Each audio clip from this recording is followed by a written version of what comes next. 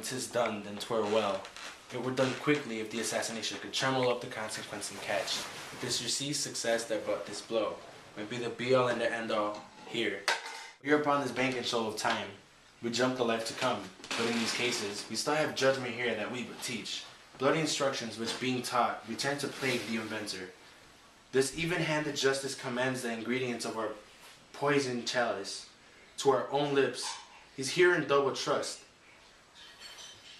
First, as I am kingsman and his subject, strong both against the dead, then we at his host, who should against his murder shut the door.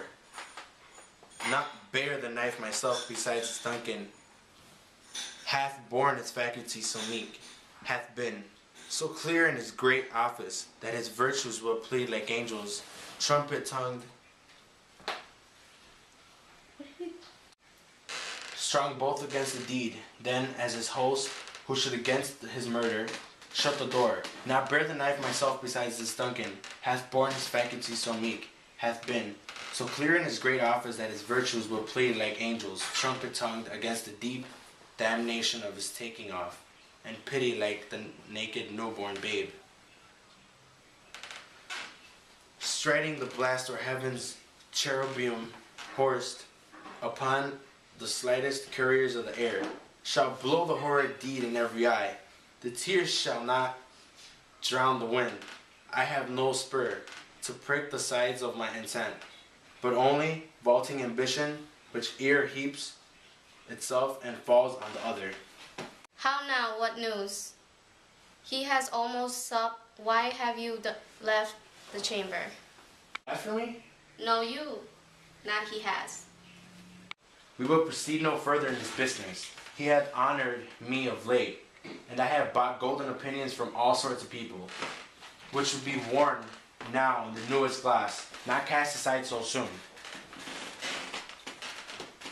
Was the hope drunk, wherein you dressed yourself? Have it slept since, and wasted now?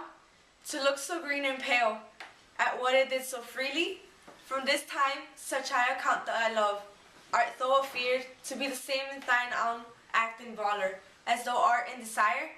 Wouldst thou have that which thou esteemest the ornament of life, and live a coward in thine own esteem, letting either not wait upon I would, like the poor cat I'd add? Prithee peace. I dare do all that may become a man. Who dares do more is none.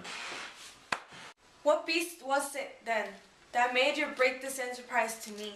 When you durst do it, then you were a man, and to be more than what you were, you would be so much more than man. Nor time nor place did them adhere, and yet you would make both. They have made themselves, and that their fitness now doesn't make you. I have given suck, and now how tender this to love the babe that milks me. I will, while it was smiling in my face, have plucked my nipple from his boneless gums, and dashed the brains out, had I sworn as you have done to this. Fail, but screw your courage to the sticking place, and will not fail when Duncan is asleep, whereto the rather shall his day's hard journey soundly invite him, his two chamberlains, while I have with wine and wassail so convinced that memory, the warder of the brain, shall be a fume and the receipt of a reason, a limbic only, when in swine sleep their drenched natures lie as in death. What cannot you and I perform upon the unguarded Duncan? What not to put upon his spongy officers, who shall bar the guilt of our great quill? Bring forth men, children only, for thy undaunted mettle should compose. Nothing but males will it not be received, marked with blood, though sleepy too, of his own chamber, and use their very daggers. That they have done't? Who dares receive it other, as we shall make our griefs and clamor roar upon this death?